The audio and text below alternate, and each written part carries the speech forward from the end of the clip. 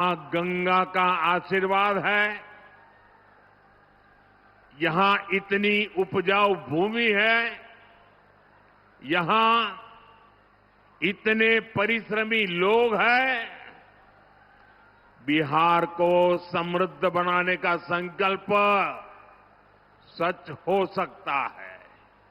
साथियों, आप याद रखिए, आपने जब यहां नीतीश जी को अवसर दिया तो उनके कार्यकाल के पहले 9 साल दिल्ली में आरजेडी कांग्रेस की सरकार थी। तब इन लोगों ने मिलकर दिल्ली में बैठे बैठे दिन रात एक ही काम किया, बिहार से बदला लेना।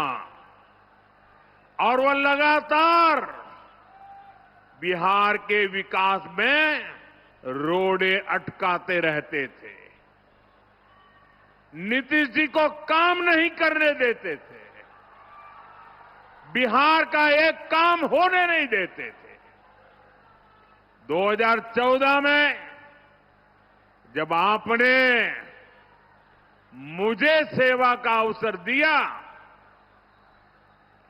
जब पहली बार बिहार में डबल इंजन की सरकार बनी, हमारी डबल इंजन की सरकार ने बिहार के विकास के लिए 3 गुना ज्यादा पैसे दिए। आज बिहार के हर इलाके में सड़कें बन रही हैं, लंबे लंबे पुल बन रहे हैं, रेलवे के ट्रैक बन रहे हैं, नए अस्पताल और नए कॉलेज बन रहे हैं। साथियों, अब एनडीए की डबल इंजन सरकार ने बिहार के उज्जवल भविष्य के लिए नए संकल्प लिए हैं। हमने अपने घोषणा पत्र में बताया है कि इन संकल्पों को सिद्धि का रास्ता क्या है, हम इसको कैसे करेंगे, ये भी बताया है। अपनी घोषणाओं को हम कैसे पूरा करने वाले हैं। साथियों, एनडीए के पास हर क्षेत्र से और उसकी आवश्यकता के अनुसार, वहां के लोगों की जरूरत के हिसाब से अलग अलग योजना है।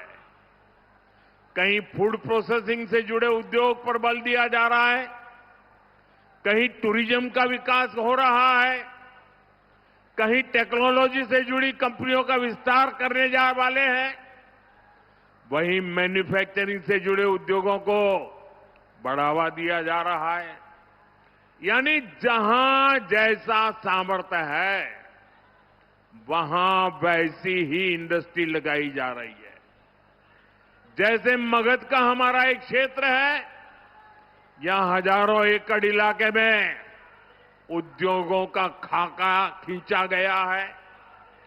इसके लिए बिजली, सड़क, रेल का नेटवर्क तेजी से बनाया जा रहा है। गया जी में बिहार का सबसे बड़ा इंडस्ट्रियल कॉरिडोर बन रहा है। इसका फायदा इस पूरे क्षेत्र को होगा। साथियों, मोदी और नीतीश जी का ट्रैक रिकॉर्ड सबके सामने है। अब आप याद कीजिए, जब मैं कहता हूं कि मैं ये करने वाला हूं, इसका मतलब मैं उसको करके ही रहता हूं। मैं आपको याद दिलाता हूं, बिहार के मेरे भाई बहन, मोदी ने कहा था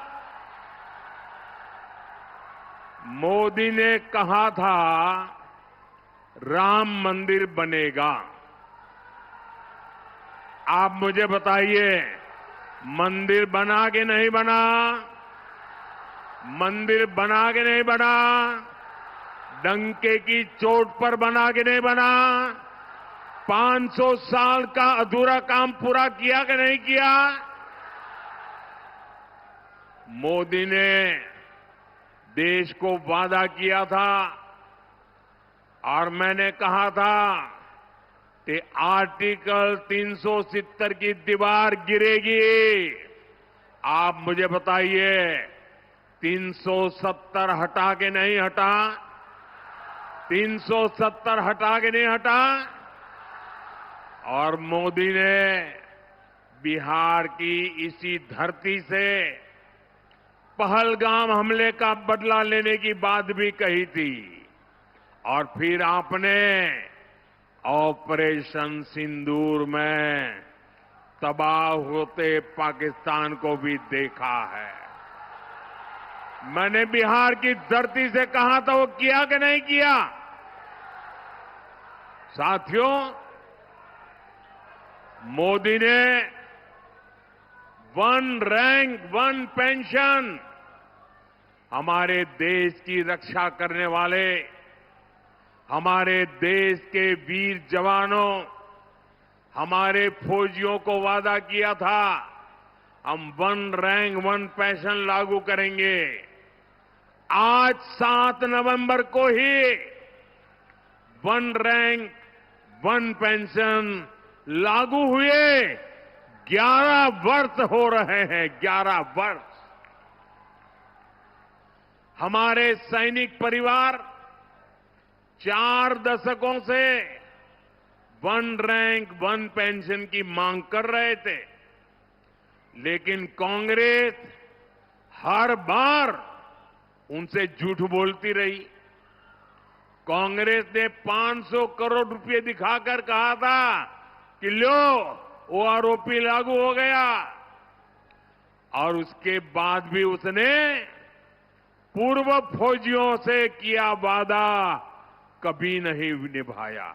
आप मुझे बताइए दोस्तों, क्या फौज के जवानों को किया हुआ वादा क्या कोई धोखा कर सकता है? क्या धोखा करना चाहिए क्या? अगर तो ऐसा धोखा करते हैं तो वो कितने निकम्मे लोग हैं, वो आप जानते हैं कि नहीं जानते हैं? मैंने अपने सैनिक भाइयों को one rank one pension OROP लागू करने की गारंटी दी थी। आप मुझे बताइए, ये गारंटी मैंने पूरी की कि नहीं की? ये गारंटी पूरी की या नहीं की? और साथियों, ये ऐसे ही गारंटी पूरी नहीं हुई है। आप जानते हैं, इन 11 सालों में हमारे जो फौजी भाई बहन हैं, जो निवृत्त फौजी भाई बहन हैं, उनके परिवारों को कितना पैसा मिला है? आप अंदाज कर सकते हैं? अब तक वन रैंक वन पेंशन के